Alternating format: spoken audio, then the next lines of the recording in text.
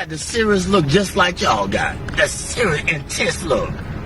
Because he's trying to find his way. He's trying to figure it out. It's frustrating. I'm trying to listen to God.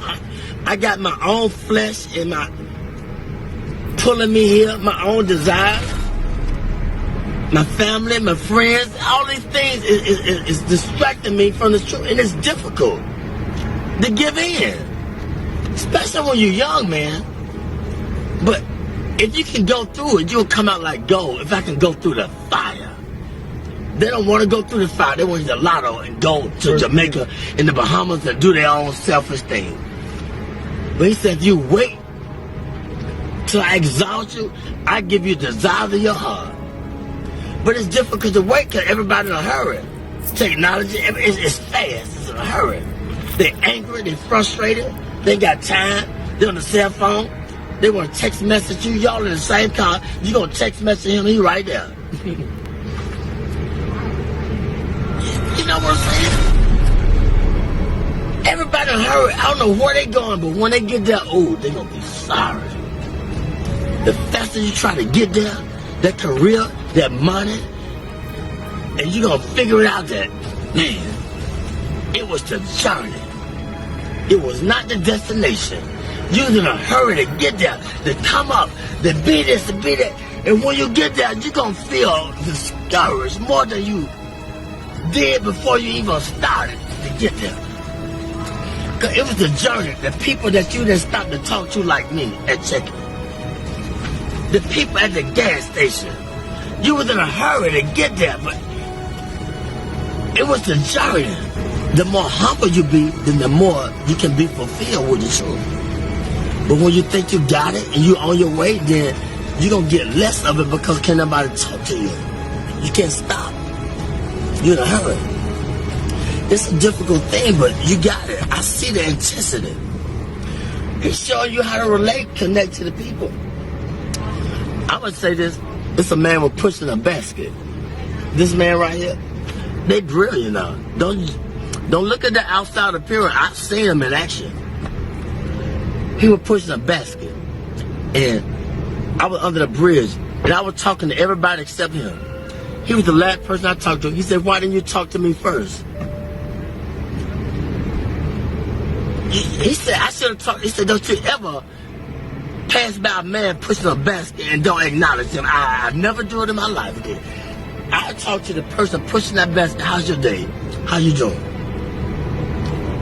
I talk to the homeless people because they say be careful how you entertain strangers.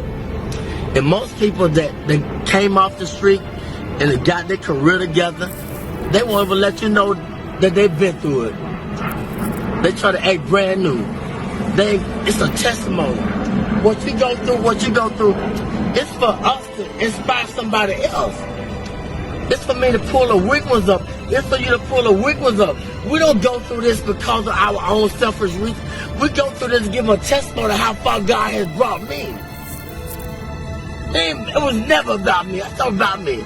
Why I'm going through this. He said, back up, man. Who you going to inspire? Who you going to tell somebody about the glory, the grace of God if you don't go through it? Get out of yourself. And once I step back, I be seeing the deep things of God. And so I don't play with him.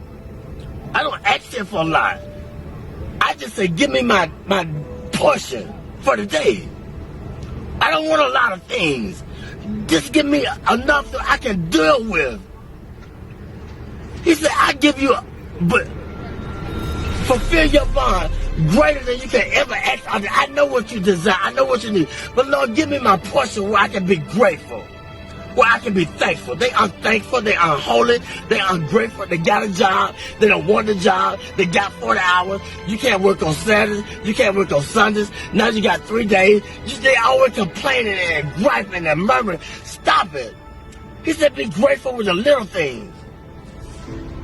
And wait, and I put you there. But he's going to put us in a place where they appreciate me in the job.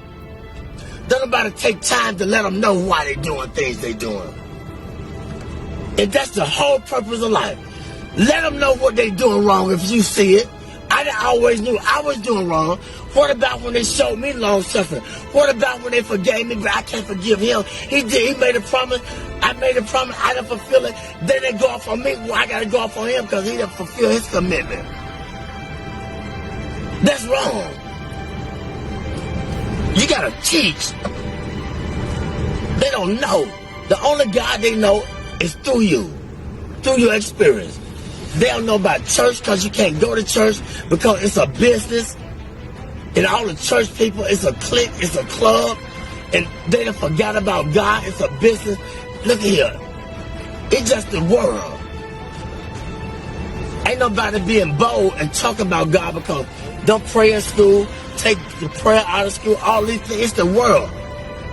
We're getting in a time where God is not popular no more. And if you talk about it, I don't believe in Jesus. I don't believe in God. I believe in this. I don't care what you believe in. Let my spirit speak for me. Let my action. But it was a time when I was just a hearer and not a doer. But you got to balance out. You got to go through the fire in order to be a doer too. You're going to be a hearer, then you're going to be a doer. But don't let people throw you off your journey. You can't beat nothing. It's between your relationship with God. They can't understand you all the time because you're trying to figure out your way. I'm trying to figure out my way. I can't prove nothing to them all the time. I don't need them to figure me out. All I got to do is just be patient and do what was in my ability, my boundary. I don't need to outstep my boundary. I ain't got to prove nothing to you. You didn't feel me? No, you can't go feel me. I can't put the expectation on you. I don't always feel me, understand me. So that's wrong. Be humble. Acknowledge him in all your ways. When I do wrong, I said something wrong to offend you, forgive me. I got to say it right away, get it over with. If I offend somebody at work, look, if they persecute me, look at God trying to strengthen me to show them who I serve. I say I believe, I'm working with it. Well, teach them. They don't know. They don't know why they doing that to me. Let your light shine among men. They might glorify your Father in heaven. It's real, man. I experience it all the time, 24/7. But I asked for it. I wanted to be a preacher when I was 6, but I didn't know the price I had to pay. Much wisdom, much grief, much sorrow. Ain't no other way you're gonna get it. But if you can just go through the fire, you'll be like gold. When you take the jewelry to the pawn shop, how do they determine if it's real or fake? They put it through the acid test. They put the fire upon it. This is how we know if we're real or fake. We're going to go through the fire. You're going to have disagreement with each other, but it's okay. You're going to be friends. But if you have a disagreement, it's just a different agreement. That don't mean you ain't got to see him no more and talk to her or talk to her or whatever. I ain't got nothing to hide. My burdens are heavy, but when I'm weak, he's strong through me. He speaks through me. The weaker I get, the more frustrated I get with my life. And I did this, I did that. Then the more he speaks through me, the more he takes control of me. That's just where he wants you at. Get frustrated. That's when he gonna speak through you. But he gotta get you in that point where ain't nowhere else to go but to him. He said, those that I love, I correct them. I chastise them. When you go to jail, it's called the Department of Correction, rehabilitation. But we get mad at the correction. He said, if I didn't love you, I would correct you. He could have took our life. Amen? Amen. He could take the life. But he corrected me. I just thank God for y'all. But this is what Solomon asked. Solomon was the wisest man that lived. He had everything that man could desire. But one thing God said, leave the foreign women alone. But he couldn't understand why he had a desire for the foreign women. But see, the Lord knew that they were going to turn his heart against him. They were going to make him idol worship and build a God. But he didn't understand it.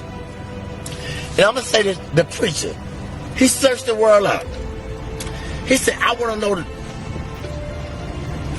the basis behind wisdom and knowledge and understanding and foolishness. See, you can't know wisdom and knowledge and should be a fool, but we don't want to be foolish.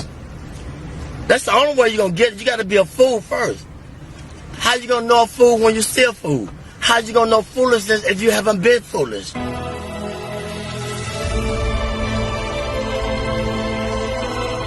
See, you can't know wisdom and knowledge and should be a fool, but we don't want to be foolish. That's the only way you're going to get it. You got to be a fool first. How you going to know a fool when you're still fool? How you going to know foolishness if you haven't been foolish? Foolishness, it comes with, it's painful. Because we think we all of that. We got a lot of abilities. We can create. We can be inventors, but we're limited. If I understand that I'm limited, then that's when God takes control and gives me the wisdom that I desire. Humility. Be humble. If you don't understand your purpose, ask God. But ask Him in sincerity. What's my purpose, God? Did you ever ask that question? What's my purpose? Why I'm here? What am I meant to do? But sometimes He can't tell us all at once. It might be too much.